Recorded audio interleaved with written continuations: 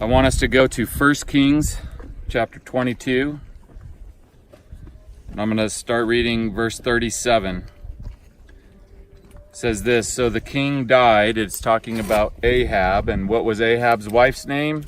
Jezebel. So this is where they reigned from. So the king died and was brought to Samaria, and they buried him there. By the way, he was mortally wounded at a site I take people to in Jordan, which is called Ramoth Gilead. They washed the chariot at a pool in Samaria where the prostitutes bathed, and the dogs licked up his blood, as the word of Yahweh had declared. As for the other events of Ahab's reign, including all he did, the palace he built, now listen to this, the palace he built and inlaid with ivory. Okay, now remember, and I brought some of the pictures just to remind us, we were looking at the ivory from Samaria. You can pass these around. The ivories from Samaria in the Israel Museum. They've got them in museums all over the world. Jill, do they have them in the British Museum? Yes, I've got yeah, so they got them in the British Museum and museums all over the world. Here's the thing.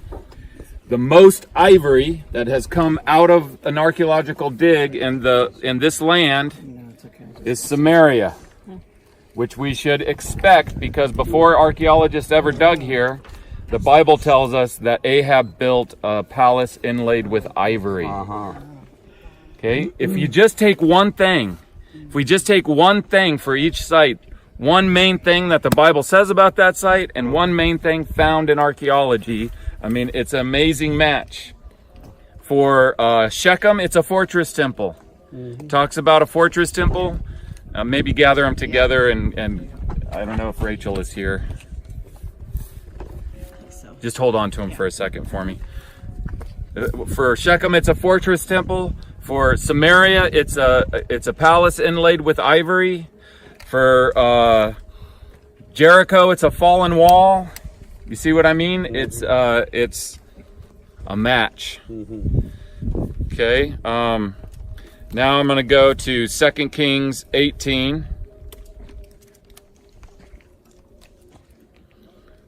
Well, actually, before I do that, let's go to Micah.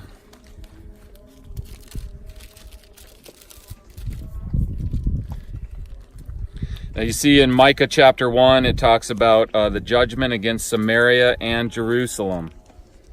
Okay, and so Micah prophesies this. Therefore I will make Samaria a heap of rubble. Okay, now when he says that, then you got to envision this place as what it was, the glorious capital of the northern kingdom of Israel. So he's standing in this glorious capital that is so well protected. It's kind of like, you know, when they got on the Titanic, they thought it was unsinkable. They really felt about this city that it was uncapturable because it's up on this hill, which purposely Omri, Ahab's father, bought this hill for the purpose of building a city up here because it's so well protected. So this glorious, well-protected capital city, Micah says, this is going to be turned into rubble